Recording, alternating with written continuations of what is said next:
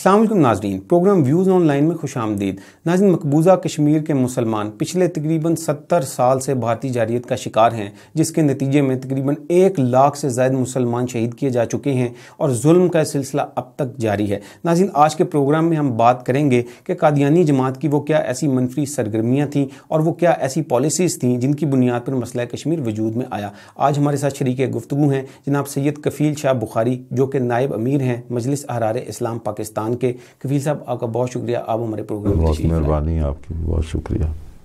جی کفیل صاحب، سب سے پہلے آپ ہمیں یہ بتائیے کہ کشمیر میں مسلمانوں کی جغرافیائی اور سیاسی لحاظ سے کیا حیثیت رہی ہے ابھی تک؟ ہاں، یہاں پر حکومت ہمیشہ ہندوؤں کی رہی اور قدرتی وسائل بے پناہ ہیں۔ تقریباً 5000 سال پرانی یہ تہذیب ہے اور اس میں جو آثار ملتے ہیں تو ہندوؤں کی اکثریت رہی یہاں، لیکن مسلمانوں نے اپنی دعوت اور تبلیغ کے ذریعے اس محبت کے اسلام کے پیغام کو ان تک پہنچایا اور رفتہ رفتہ وہ وقت آ گیا کہ کشمیر میں مسلمانوں کی اکثریت ہو گئی۔ اور جب سے یہ قضیہ شروع ہوا، یعنی آپ اندازہ کریں کہ مسلمانوں کی کشمیر کے اندر جو آبادی ہے وہ اس قضیے کے وقت 97.16% یہ مسلمانوں کی آبادی ہے اور جموں میں 30% ہے۔ لیکن ظلم یہ ہوا کہ 1846 میں انگریزوں نے گلاب سنگھ کو یہ 75 لاکھ روپے میں اس کو فروخت کیا۔ وہ یہاں تجارتی ڈاکوؤں کے روپ میں یہاں آئے تھے اور بڑا پیسہ بنایا انہوں نے یہاں، اور یہ بڑا سیاحتی مقام بھی ہے۔ تو انہوں نے یہاں پر اپنی مداخلت، اپنی ریٹ قائم کرنے کے لیے یہ ایک سٹارٹ لیا انہوں نے، فرسٹ سٹیپ ہے ان کا۔ اور یوں 40 لاکھ کی آبادی تھی اور $2.25 میں یوں سمجھیں کہ ایک کشمیری جو ہے وہ فروخت ہوا۔ یہ کیفیت تھی۔ تو یہ پہلا ظلم ہے کہ اکثریتی آبادی اس پر ایک ہندو مہاراجہ گلاب سنگھ اس کو بٹھا دیا گیا، اور پھر اس سے لے کر ہری سنگھ تک جو اس کی اولاد چلتی آئی ہے، یہ موروثی ان کا اقتدار جو ہے وہ چلتا آیا اور مسلمانوں کی تعداد بڑھتی چلی گئی۔ مسلمان اب بھی بہت زیادہ ہیں۔ جی کفیل صاحب، یہ بتائیے کشمیر میں مسلمانوں پر مظالم کی ابتدا کب شروع ہوئی؟ ایسا ہے کہ مظالم تو شروع سے ہی ہندو مہاراجے وہ کرتے آئے، اور چونکہ بہت بڑی تجارت تھی پورے ہندوستان میں، یہاں سے تجارت ہوتی تھی، لیکن مسلمان بہت زیادہ تعلیم یافتہ نہیں تھے، زیادہ تر وہ دیہاتی علاقوں میں تھے اور ان کی تعلیم کا سلسلہ ایسا نہیں تھا کہ وہ آگے بڑھ سکے۔ لیکن جب مسلمانوں نے اس طرف توجہ کی تو پھر ریاست کشمیر کے اندر ان کو ملازمت بالکل نہیں دی جاتی تھی، چاہے جتنا بڑا وہ تعلیم یافتہ ہو کر آ جائے، مسلمان کو وہ نہیں کہیں آگے آنے دیتے تھے، جی بیوروکریسی کے اندر۔ اور اسی طرح پھر وہاں سے مسلمان نکلے، سیالکوٹ کی طرف آئے، قریب ترین یہی تھا، امرتسر آئے، لاہور آئے۔ تو یہ ایک بڑا ظلم تھا جو ان کا معاشی قتل عام تھا مسلمانوں کا، کہ وہ شہری تھے ریاست کے، تو ان کا یہ حق تھا، ان کو یہ حق دیتے کہ دوسرے لوگ بھی اگر جو بھی میرٹ تھا اس پہ آ رہے تھے ان کو بھی دیتے، اور ان کی اکثریت تھی وہاں، لیکن ایسا نہیں ہوا۔ پھر یہ اس کے ساتھ ساتھ مسلمانوں کی مذہبی، یہ تو معاشی استحصال بھی ہوا، پھر سیاسی استحصال بھی ہوا کہ وہ حکومتی کسی عہدے پر نہیں آ سکتے تھے۔ اس کے بعد یہ ہے کہ ان کے مذہبی حقوق کو پامال کرنا شروع کیا، اور یعنی جو واقعات بنیاد بنے تحریک کشمیر کے، اسی طرح ایک گاؤں تھا ڈیگور، یہاں مسلمان با جماعت نماز ادا کرتے تھے، ان پر زبردستی ان کو روکا گیا اور ان کو منع کر دیا گیا۔ اس کے اندر ایک اشتعال پیدا ہوا اسی طرح جہاں وہ مسجد میں کہیں جمعہ پڑھتے تھے تو ان کو جمعہ پڑھنے سے روکا گیا، کہیں اذان دیتے ہیں تو اذان دینے سے ان کو روکا گیا کہ یہ آپ لوگوں کو ڈسٹرب کرتے ہیں۔ اسی طرح 29 اپریل 1931 کو جموں میں عید الاضحیٰ کی نماز ہوئی تو مولانا نے نماز پڑھا دی۔ جب وہ عربی خطبہ پڑھنے لگے تو ہندو پولیس آفیسر آ گیا، اس نے کہا کہ یہ آپ تقریر کر رہے ہیں عربی میں، تو تقریر الاؤ نہیں ہے۔ آپ خود ان نے کہا بھائی یہ ہماری نماز کا حصہ ہے، اس کے بغیر عید نماز ہی نہیں ہوتی، یعنی یہ خطبہ جو ہے یہ اس کا حصہ ہے۔ اس نے ایک نہیں سنی، اس مولانا کو خطبہ نہیں پڑھنے دیا اس نے اور روک دیا گیا۔ یہ واقعات ہیں۔ انہی دنوں جموں کی ایک تنظیم تھی ینگ مینز مسلم ایسوسی ایشن، انہوں نے اس عید الاضحیٰ کے واقعے پر اور توہین قرآن کے واقعے پر انہوں نے احتجاج کیا، پوسٹر شائع کیے، اور سری نگر میں ایک مسلمان نوجوان وہ پوسٹر لگا رہا تھا تو اس کو گرفتار کر لیا۔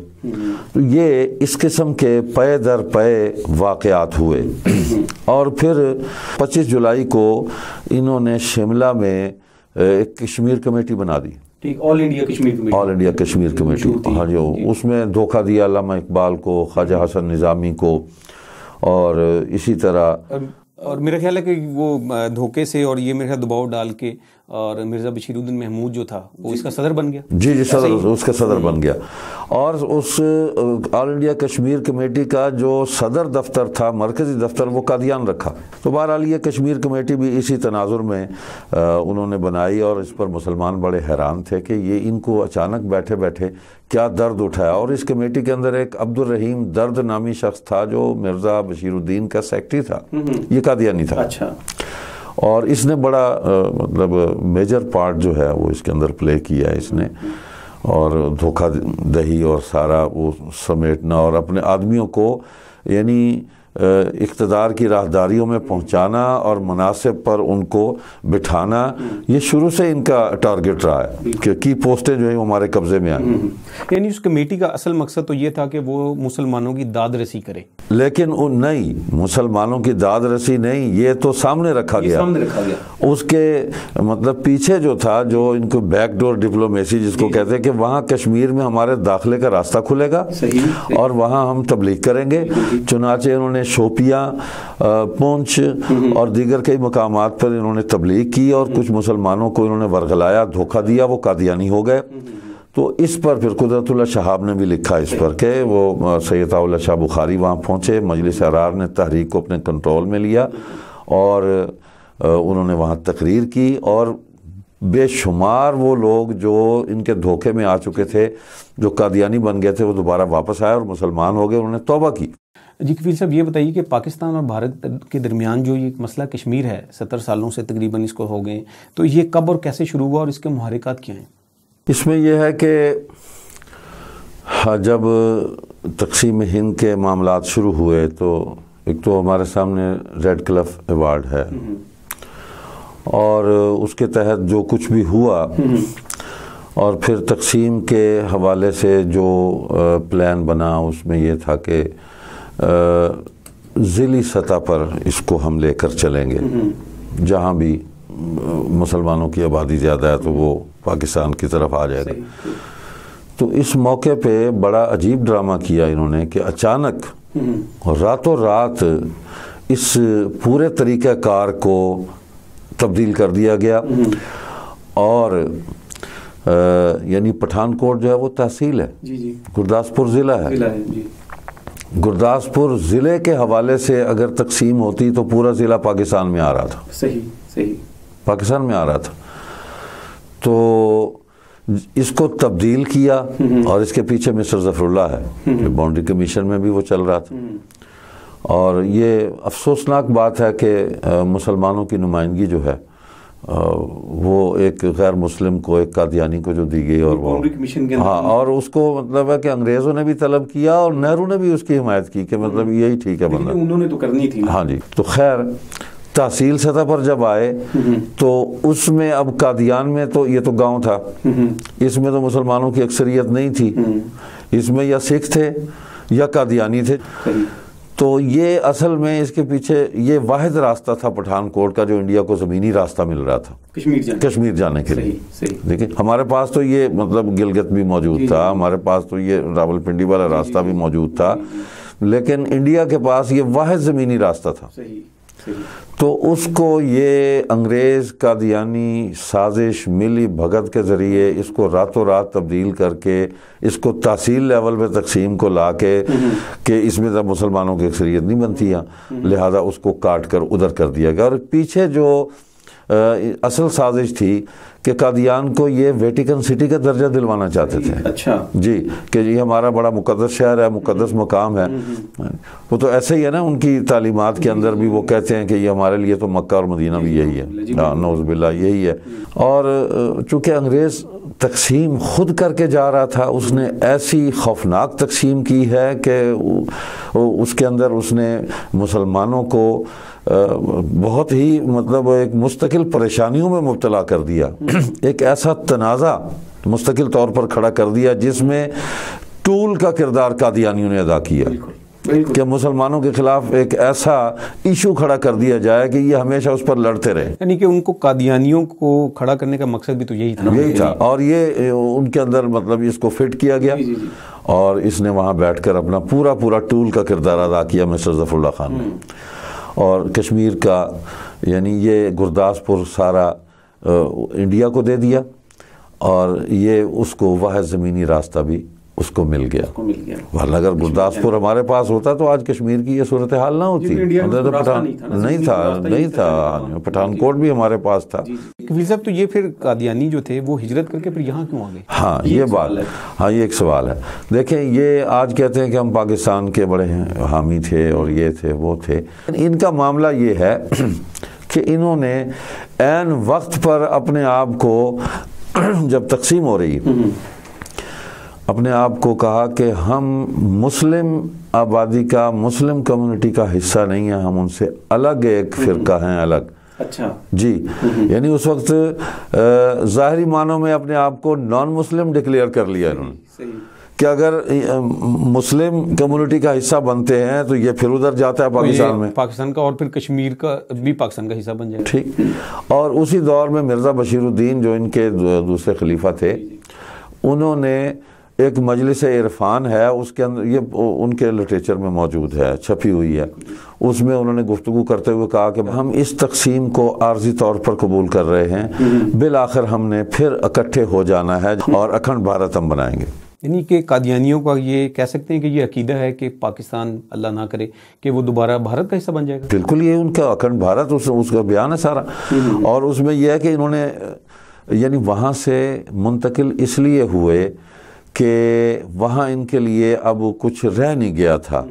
یعنی جو سازش تھی وہ تو پوری کر لی انہوں نے, اب صرف ان کے مقامات تھے مقدس بقول ان کے. تو وہاں یہ چند درویشوں کو چھوڑ کے مرزا کی پوری فیملی جو ہے وہ یہاں پاکستان میں شفٹ ہو گئی. اب یہ پاکستان کے اقتدار پر قبضہ کرنا چاہتے تھے کیونکہ انڈین حکومت کے اندر ان کو وہ مقام نہیں مل سکتا تھا جو یہاں یہ حاصل کر سکتے تھے سازش کر کے. بالکل, کیونکہ ظفر اللہ جی وہ ادھر آیا اور وہ پہلا وزیر خارجہ بن گیا. ہمیں یہ بتائیے کہ 1948 کی پاک بھارت جو جنگ تھی اس میں الفرقان بٹالین کا کیا کردار تھا؟ فرقان بٹالین جو ہے یہ جون 1948 میں انہوں نے بنائی اور جون 1950 تک یہ جہاد کشمیر کے یعنی سلوگن کے ساتھ جہاد کشمیر کے سلوگن کے ساتھ یہ لوگ فرقان بٹالین انہوں نے بنائی کہ جناب ہم پاکستان کے لیے, ہم اس کے دفاع کے لیے, اور پاکستان سے محبت کا جو مروڑ ان کو اٹھا ہے. اور اس میں یعنی مرزا ناصر ان کا تیسرا وہ بنتا ہے سربراہ. جی سربراہ. اچھا, وہ اس بٹالین کا سربراہ تھا. اس کے پیچھے بھی یہی تھا کہ ہم فوج کے اندر داخل ہو جائیں گے اور اہم مناصب پر ہم قبضہ کر لیں. اور اس کے علاوہ میرے خیال ہے جاسوسی تو وہ کرتے ہیں. جی وہ کرتے ہیں. تو یہ فرقان بٹالین اس وقت انہوں نے بنائی جو سن 50. اب جہاد کشمیر آپ اندازہ کریں کہ ان کا مذہب کا بانی مرزا قادیانی جو ہے وہ تو جہاد کی مخالفت کر رہا ہے. جی وہ تو منکر ہے جہاد. وہ تو کہتا ہے اب ختم ہو گیا. جی بالکل. تو جہاد کی مخالفت بانی کر رہا ہے، یہ تھرو آؤٹ جہاد کی مخالفت کرتے آ رہے ہیں. اور جب کشمیر جو ہے وہ وہاں پر انڈیا نے حملہ کیا اور وہ ہمارے یعنی اس حصے کو وہ مزید چھیننا چاہتا تھا، تو اس وقت پاکستان کی بہادر افواج تو لڑ ہی رہی تھی، یہ ان کی معاونت کے لیے آگے بڑھے کہ ہم بھی اس جہاد میں شریک ہیں. یہ وہ جہاد کہاں سے ہو گیا؟ تمہارے لیے کیسے ہو؟ ہمارے لیے تو ہے، تمہارے لیے تو نہیں ہے. تو یہ اس میں آئے. اس میں بھی یہی تھا کہ ہم مناصب حاصل کریں اور کسی طریقے سے کشمیر میں ہمیں جو ہے وہ ہم عہدے مل جائیں اور ہم اس ریاست پر قبضہ کریں. اور وہی ڈھونگ کہ مسیح علیہ السلام فوت ہو گئے، ان کی قبر وہیں ہے، اور جس مسیح نے آنا تھا وہ مرزا قادیانی ہے. جی کفیل صاحب، یہ بتائیے کہ جو قادیانی جماعت ہے وہ تقسیم سے پہلے اور تقسیم کے بعد کشمیر کو اتنی اہمیت کیوں دیتے ہیں؟ تو کشمیر ان کے لیے اسی لیے اہم ہے. جو مذہبی حوالہ انہوں نے بنایا کہ وہ مسیح کی قبر وہاں ہے، وہ فوت ہو گئے تھے عیسیٰ علیہ السلام، اور جس مسیح نے آنا تھا وہ مرزا قادیانی ہے. تو بس اس لیے اس کو اہمیت دیتے ہیں کہ اس کو ثابت کرنے کے لیے کشمیر کو بھی ساتھ لے کے چلیں. یہ مذہبی حوالہ ہے. سیاسی حوالہ یہ ہے کہ مسلمانوں کو نقصان پہنچانا ہے، پاکستان کو نقصان پہنچانا ہے. کفیل صاحب، آپ کیا سمجھتے ہیں کہ بھارت جو ہے وہ مسئلہ کشمیر کو حل کرنے کے لیے کس حد تک سنجیدہ ہے؟ پاکستان کی تو کوشش رہی ہے. پاکستان ہمیشہ مذاکرات کی بات کرتا ہے کہ آئیں بیٹھیں بات کریں، لیکن انڈیا کا معاملہ ہمارے ساتھ ہمیشہ یعنی دوغلا رہا ہے، ناانصافی والا معاملہ رہا ہے. اور وہ بات کوئی طے ہوتی ہے تو یہاں مذاکرات ہوئے تو وہاں جا کے مکر جاتے ہیں، وہاں ہوئے تو ہمارے پہنچنے سے پہلے ہی اس کا انکار کر دیتے ہیں. تو یہ رویہ ٹھیک نہیں ہے. ریاستیں ایسے نہیں چلتی. یہ بھارت کی طرف سے مسلسل جارحیت ہے پاکستان کے خلاف، کشمیریوں کے خلاف مسلسل مظالم ہیں. اب لوگ وہاں یعنی حق استثواب مانگ رہے ہیں کہ ہمیں اپنی مستقبل کا فیصلہ، اپنی قسمت کا فیصلہ ہمیں کرنے دیا جائے. تو لیکن وہ ان کی بات کو تسلیم نہیں کر رہے، ان پر گولیاں برسا رہے ہیں، روز جنازے اٹھ رہے ہیں، نوجوانوں کو مار رہے ہیں، عورتوں کو مار رہے ہیں. اور ان کے جنازوں میں جی یہ بھی دیکھا جا سکتا ہے کہ وہ کیسے پاکستان زندہ باد کے نعرے لگاتے ہیں. جی ایسے ہی. اور پاکستان کا جو وہ جھنڈا ہے اس کو بلند کرتے ہیں. جی یہ تو مطلب وہ کر رہے ہیں. ہم نے تو نہیں کہا کہ ہم نے تو نہیں کہا ہمارا جھنڈا بلند کریں. تو پاکستان امن کا علمبردار ہے. کشمیریوں کو آزادی دی جائے، وہ جدھر جانا چاہتے ہیں وہ چلے جائیں، ان پر ظلم بند کیا جائے. کفیل صاحب، آپ کا بہت شکریہ ہمارے پروگرام میں تشریف لائے. ناظرین، آج کی ساری گفتگو کو سامنے رکھتے ہوئے ہمیں علامہ اقبال رحم اللہ کا وہ قول یاد آ رہا ہے جس میں کہ انہوں نے کہا تھا کہ قادیانی اسلام اور ملک دونوں کے غدار ہیں. ناظرین، نیکسٹ پروگرام تک کے لیے اجازت دیجیے. اللہ حافظ.